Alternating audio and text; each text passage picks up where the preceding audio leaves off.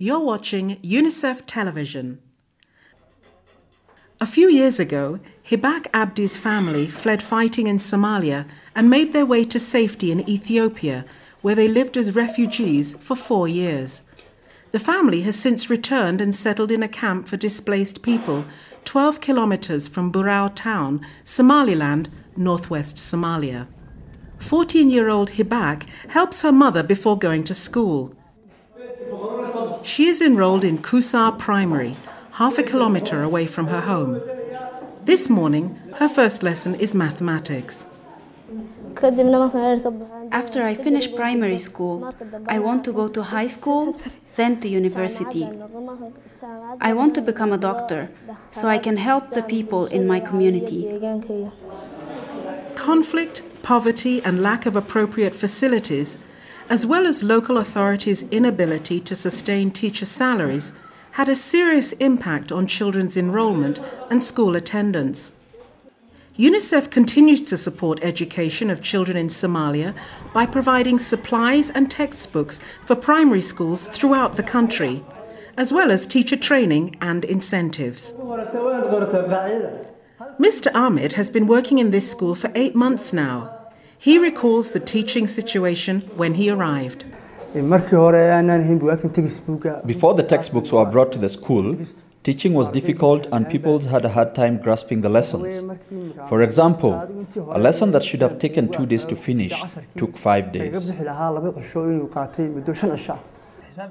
The headmaster's office stores teaching and learning materials and textbooks for various grades and subjects. Most of them are supplied with funding from the government of Japan.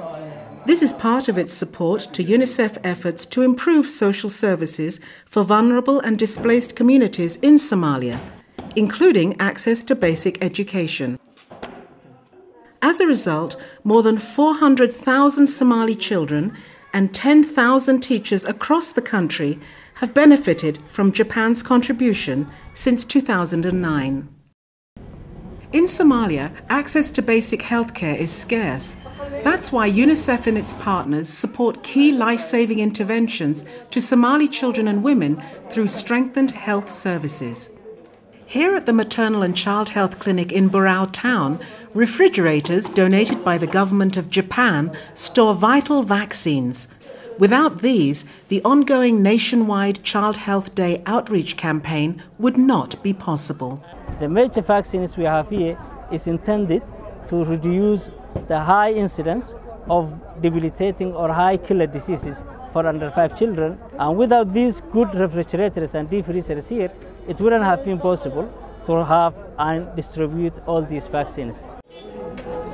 Vaccines and other medical supplies are being prepared to be dispatched to various villages outside Burao. We follow a team going to a village 25 kilometers from Burao town, where mothers and their children are waiting to receive the services. Children under 5 are screened for malnutrition and immunized against measles, diphtheria, whooping cough, tetanus, and polio, and receive vitamin A supplementation. Oral rehydration salts and water purification tablets are distributed, and women of childbearing age are vaccinated against tetanus. Nazra Ali, a 35-year-old mother with 7 children, has brought her youngest daughter for vaccination. Because of lack of vaccination, children used to get sick a lot. My son got measles, which gave him rashes all over and high fever. He had no vaccination, and because of that, vaccination is important for good health. Medical supplies and vaccine storage equipment procured with funding from Japan have also helped UNICEF to provide the necessary support to primary healthcare facilities across the country, serving more than 1.8 million women and children. Such support is making it possible to improve child survival in Somalia. This is Denise Shepherd-Johnson reporting for UNICEF Television. Unite for Children.